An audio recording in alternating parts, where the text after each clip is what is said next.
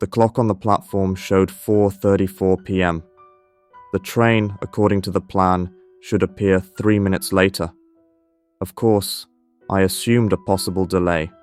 After all, it's perfectly natural, just like the fact that election promises will not be fulfilled. On my platform number 1, as on the others, there was a mass of people waiting. Some were walking back and forth out of boredom.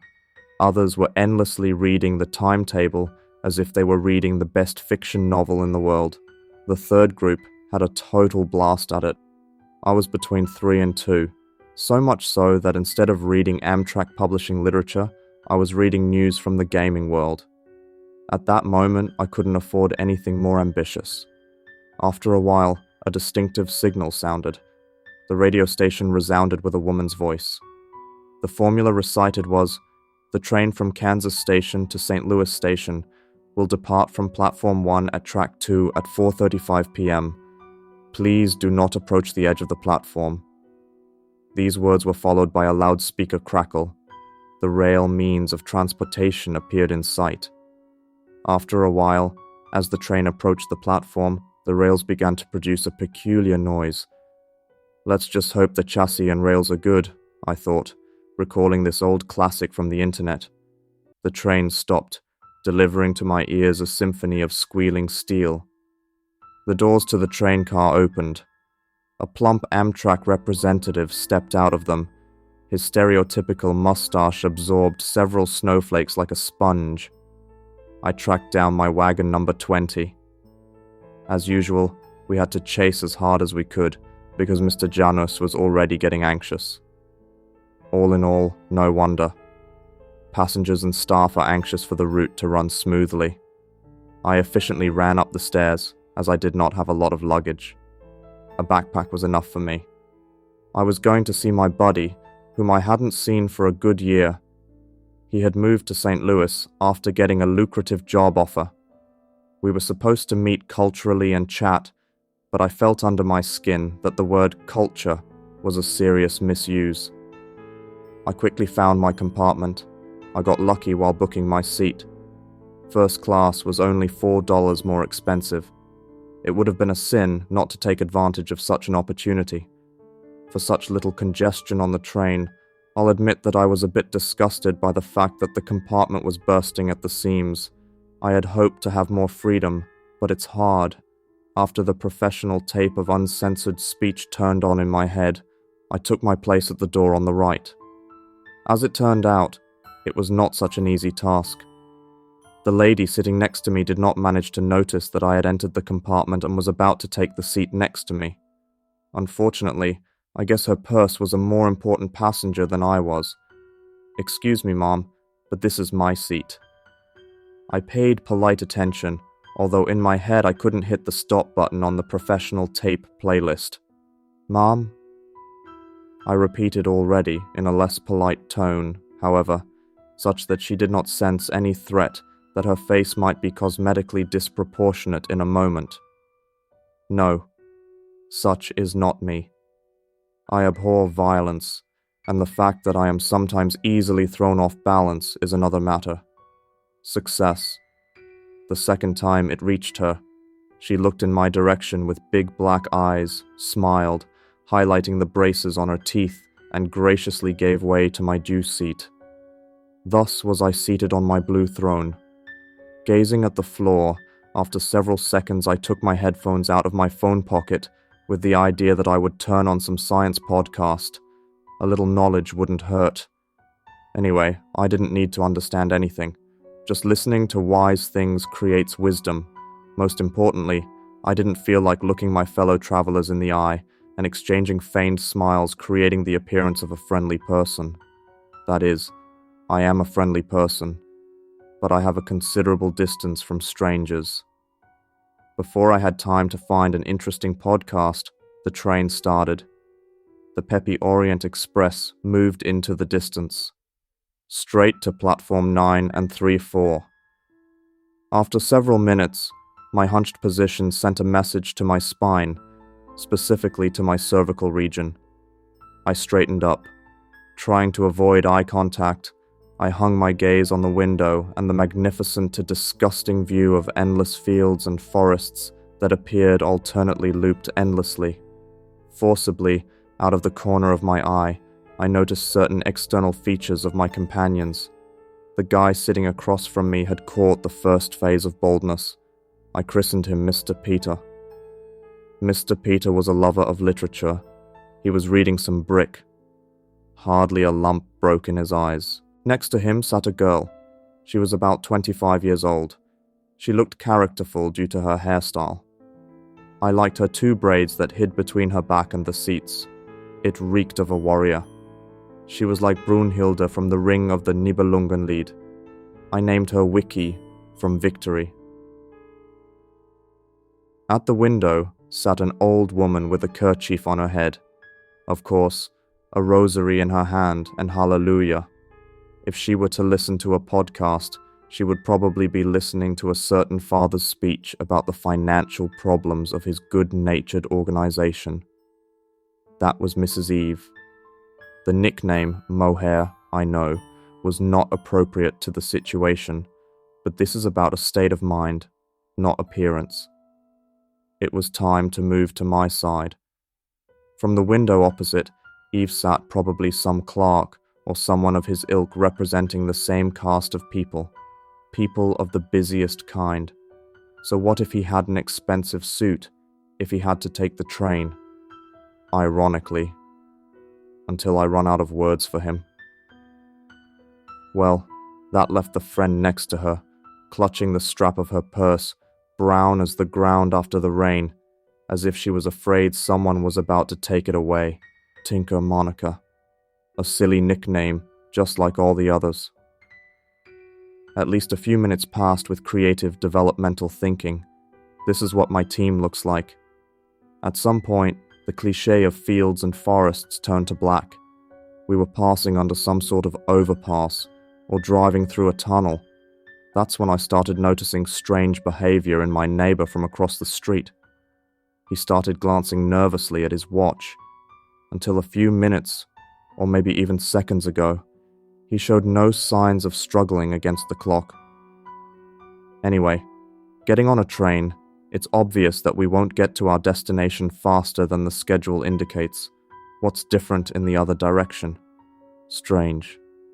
After all, he was reading a book so calmly, I thought, trying to investigate what kind of literature he was reading. Unfortunately, I did not manage to see the writing on the cover, as he was holding the book almost parallel to the floor. However, I sincerely doubt that reading is to blame for this behavioral anomaly. Maybe he was reminded of something important. I tried to unravel Peter's conundrum in my mind. I was able to let go of considering my neighbor, but his peculiar behavior was taking on a frequency. He glanced at the book, then at his watch. 10 seconds of reading, 2 seconds of checking the position of the watch hands. Small beads soon began to appear on his forehead. Fact, it was warm, but without exaggeration. Quickly, in addition to the watch, he began nervously looking at the window and at the compartment door. On top of all this, he was fidgeting, like a small, energetic child who can't even sit still for a moment. After a while, I realized what his affliction might be related to. From the corridor came the sound, "Good morning, ticket control.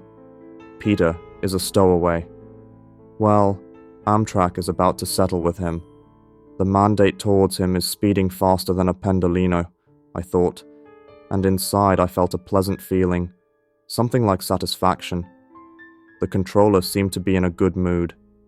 His and the passengers' laughter reached me.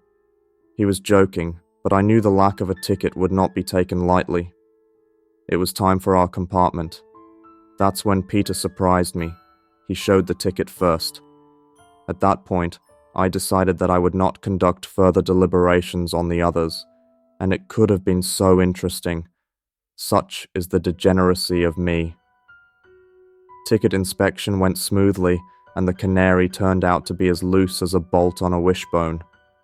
After the inspection, I had to leave the compartment because my bladder was giving out. I turned left, which is the direction from which the ticket inspector came. Out of curiosity or reflex, I looked into the neighboring compartment. There was no one there. Who was he checking? Was he talking to himself? I thought and waved my hand. I assumed that the person, or persons, in that compartment were using the restroom, so I would probably be forced to get in line. Nothing could be further from the truth. I was glad because I don't have a bladder of steel, and the pressure was rising. As I walked back to my chamber, I looked again at the adjacent compartment. It was still empty, reflexively, or out of curiosity. Definitely out of curiosity, I stopped in front of the door and looked inside to see if there were any luggage inside. Surprise. Neither passengers nor luggage. I made a silly face, which I unfortunately had to capture in the reflection of the glass, and returned to my seat. There was something wrong with Brunhilde and Eve. I was used to Peter, but Brunhilde was moving her left leg as if she was tapping out the rhythm to a heavy metal song, except that she wasn't listening to anything. Like Peter, she was looking around in all directions, only with more momentum. She was shaking her head as if she was about to retaliate with actions from the exorcist. Eve, on the other hand, was shaking her hands so that her rosary had turned into a rattle. What the hell is wrong with these people? I wondered, did I end up in the compartment for siderodromophobes, or what? I didn't recall seeing any information about this when I bought my tickets. While Peter was playing the ruler of time and the fellows next to him were slowly turning to jelly, the man in the suit stood up as if he had almost slept through his station. Of course, he didn't sleep, and the engineer didn't bloody well plan to stop the train. He picked himself up so vigorously that even his wallet ricocheted and jumped out of his pocket onto the floor. Any normal person would have bent down and picked up such an important item, even if the only paper inside were receipts from the vegetable store. No one but me took any interest in the situation. That is, I only looked at myself, but this only of mine was still an extraordinary activity compared to the others. Soon after, the train stopped at some station. I didn't even pay attention to what city it was. I also didn't recall anyone giving information about approaching Station X. I thought that I was too absorbed in thinking about my fellow passengers, or simply the technical condition of the loudspeaker did not allow it to make any sound. This did not constitute something unusual for me. A moment later, a whistle sounded.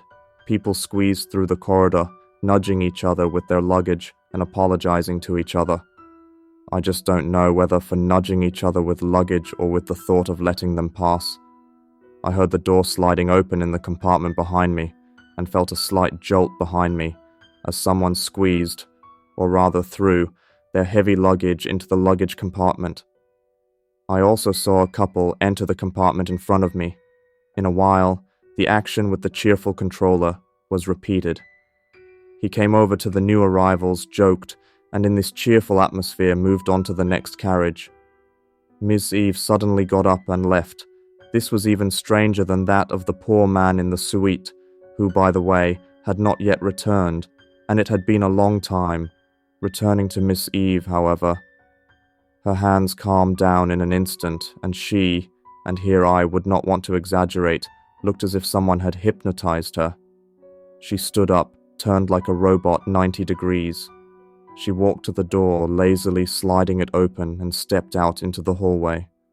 She stopped and made another 90-degree turn to the right. She stood like that for a second or two, as if gathering strength to move ahead. Or maybe she was waging an internal battle. Maybe she didn't want to go anywhere.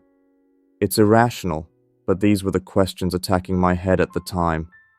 I decided that I, too, would get up and leave. I was tempted to play detective. I had my phone on standby in case I needed to improvise a conversation. I slowly walked behind the woman. It was difficult for me to keep such a slow pace. I always got terribly irritated when the situation forced me to a snail's pace. Out of boredom, I looked to the right through the glass in the door, where a couple of young people had just entered. I'd give my head, and something else that neither of them had left their compartment at the time. That's still nothing. Given that I averted my gaze from Eve for a maximum of 5 seconds, anyone would similarly assume that she should still be within my range. She had disappeared. She disappeared just like those people in the compartment next to me. Earlier, the exact same thing had taken place. I knew from the very beginning that something was wrong. I was not predicting. I wasn't crazy. Something inexplicable was happening on that damn train. It was supposed to be just a simple trip to see a buddy, not some paranormal activity. Then I began to understand the behavior of the other passengers. My hands also began to go into a slight vibration. I knew I had to shake myself off and check my logical thinking on the ground. A quick analysis. People can't just disappear like that. It defies all laws. Why do I experience such things? How can I explain it logically? Someone sprayed a hallucinogenic gas. Or maybe some biological weapons are being carried on the train and some chemical agent got into the air. That would make sense. Especially since the people in my compartment started experiencing these effects earlier. I boarded last, so my nervous system was attacked last. I went back to ask them if they were experiencing the same thing. When I slid the door open, I had had enough. After the woman sitting on my right, I found an empty seat. Well, almost empty. There was a purse laid on its side, with a few trinkets like lipstick and a mirror poking out of it, and between them lay a phone whose display had not managed to go into sleep mode. "What the hell is going on here?" I shouted, looking at Peter and Brunhilde. "They are still here," replied the man, struggling not to hurt his tongue through a jaw that was snapping with nerves. "What are you talking about?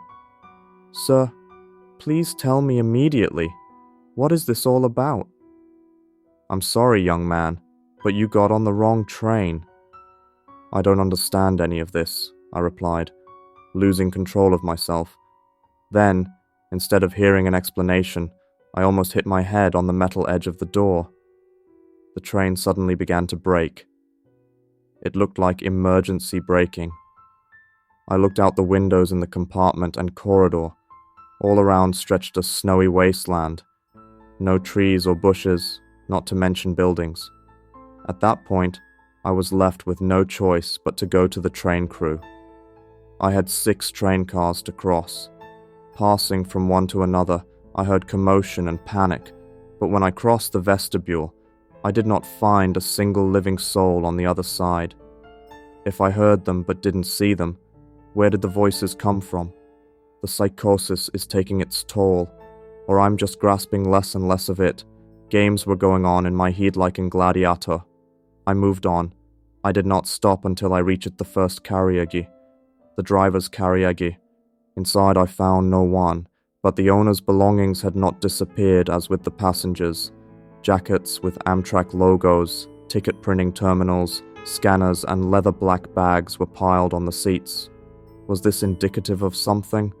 I had no idea, and honestly didn't give a damn. The only thing that mattered were the facts that the train crew had disappeared, the train itself had stopped in some remote area, the passengers were melting into the air, and I was most likely left alone, without any idea.